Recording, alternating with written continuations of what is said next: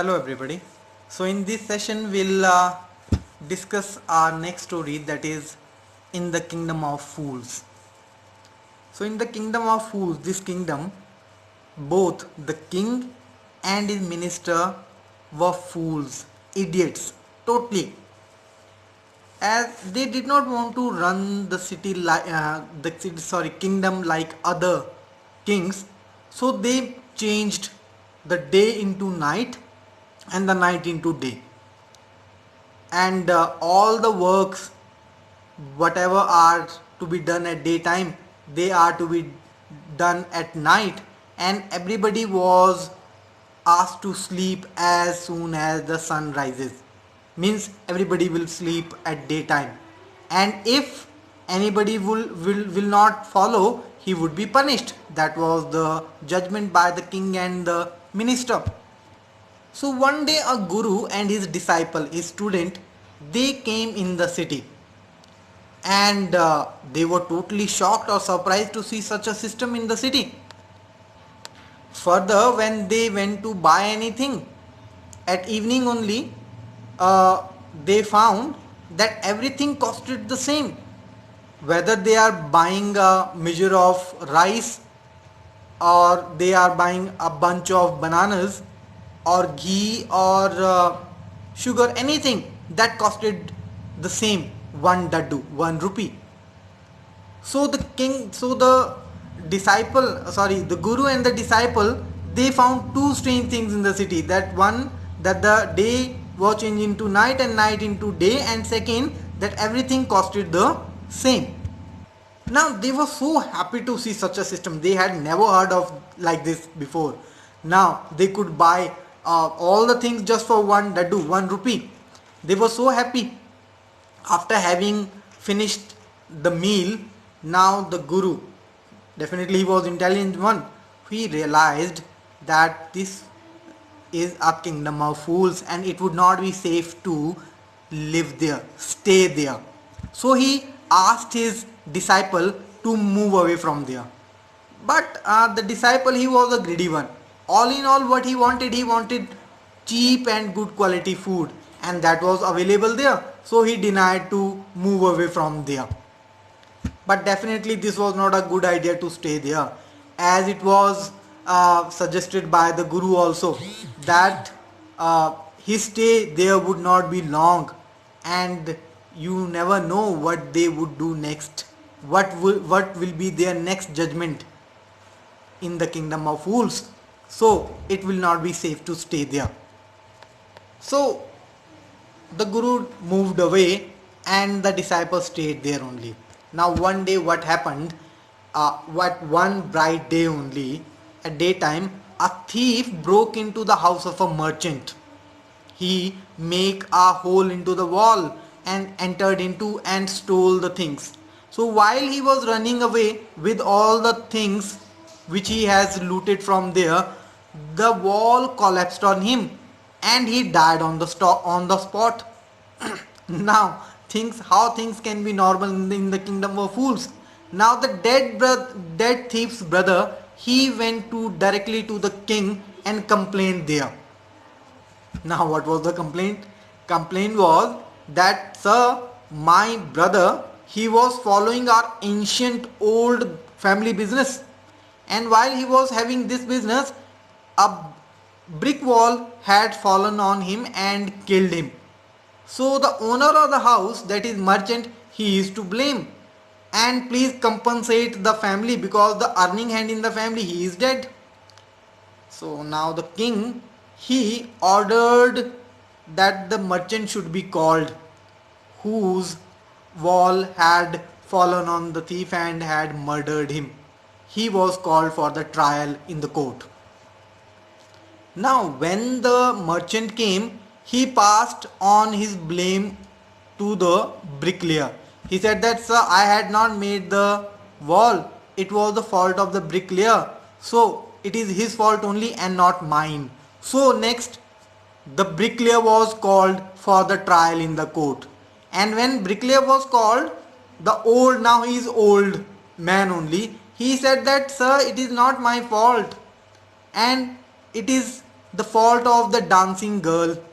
Actually, he said that when I was building this wall, a dancing girl was crossing the street many a times, and I got distracted and disturbed by the sound, the jingling sound of her anklets which they used to wear in their feet, or sorry, in the legs only, the anklets. I got distracted by that. She was crossing many times when I was building the wall, and that's why it's not my fault, it is the fault of the dancing girl. She should be punished. So the king thought over this, and now he ordered that the dancing girl should be called. Now the dancing girl, when she was called in the court for the trial, now she is an old lady. She came and she also passed her blame on the uh, goldsmith.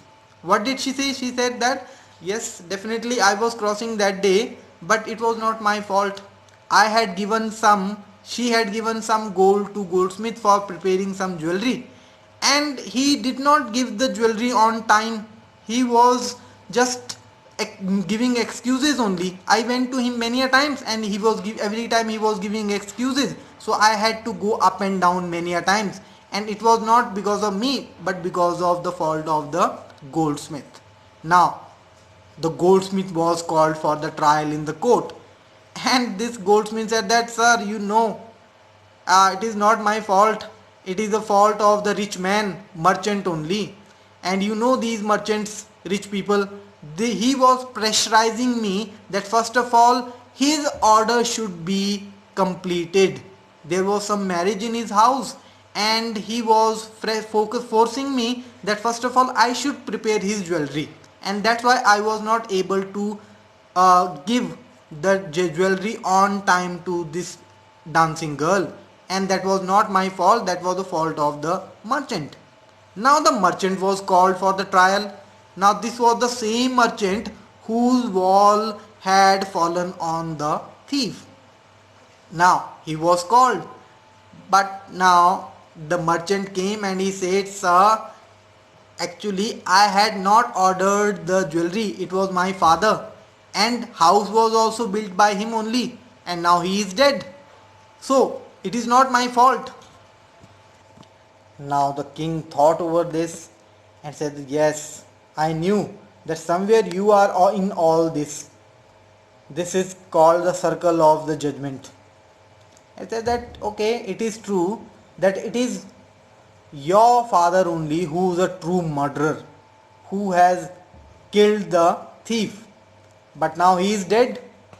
So somebody has to be talking about punished, and as you had inherited his property, so you have to inherit his sins also, his blames also. So now you are the culprit. So he punished the merchant, considered the talking about considered him the real culprit of the case.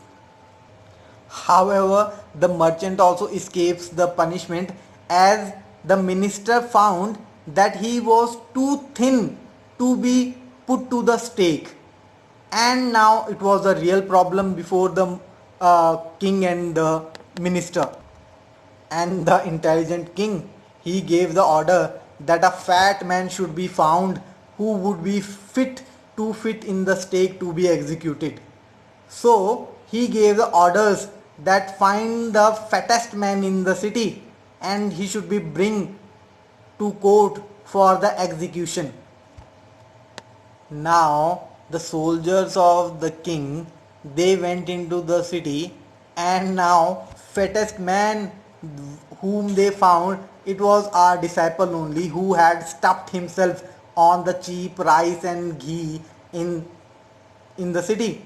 Now they caught him, and he asked that okay, you are arresting me, but at least tell me what was my fault, give me the reason at least. And they told that okay, we are ordered to bring the fattest man in the city, and that's all. Now that time only our disciple realized that whatever his guru has told him, the words of wisdom, that Nobody knows what they will do next. Nobody can predict. So that's why it was not safe to stay there. So when he was caught by the soldiers only and was presented before the king, that time he remembered the Guru's words of wisdom. Now when the disciple was in trouble, he remembered his Guru. And our guru, he was talking about, he had magical powers. He could see far, he could see future also, he could see past also.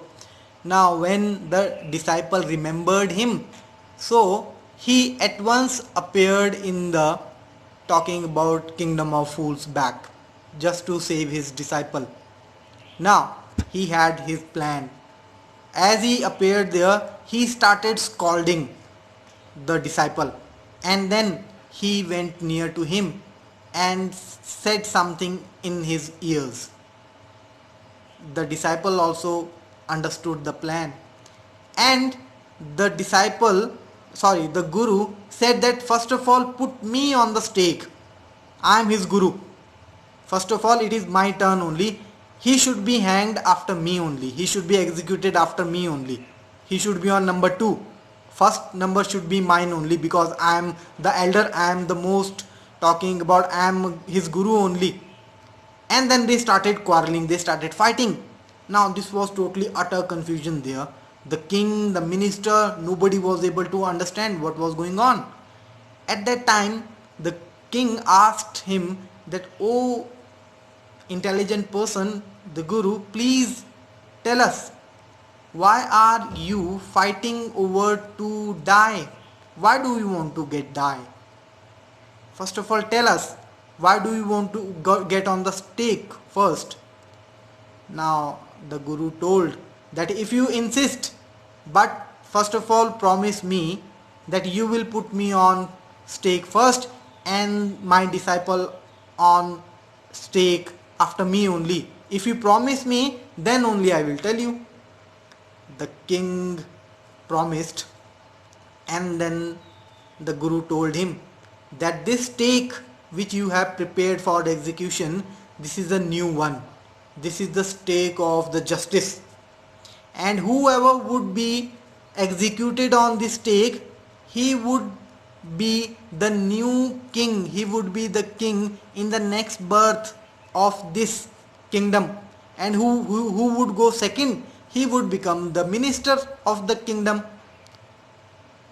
After that, the execution was cancelled for a while, and the king and the minister had a secret meeting.